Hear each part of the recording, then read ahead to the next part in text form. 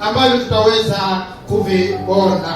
Ila kitu cha kwanza, ndugu mpendwa, Mungu hawezi kumsaidia mtu ambaye angali naona anaweza kujisaidia mwenyewe. Mungu hawezi kumsaidia mtu yule.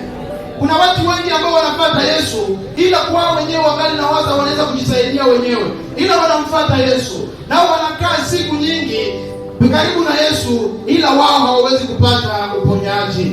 Kuna watu wengi ambao wanajiwazia akili yao, wengine wanajiwazia magari yao, wengine wanajiwazia hali yao ya kusoma, kwa sababu niko daktari, niko mtu fulani, anawaza ni yale naweza kumsaidia. Ila ndugu mpendwa, kama ungali najiamini mwenyewe na kuwaza mwenyewe unaweza kujisaidia, hakika Yesu hawezi kukusaidia.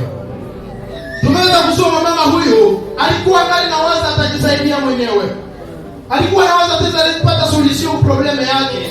Aliendelea kwenda kwenye waganga, ila Biblia inasema kama hali yake iliendelea kuwa mbovu kabisa, lakini alipogusa nguo la Yesu alipona. Haleluya!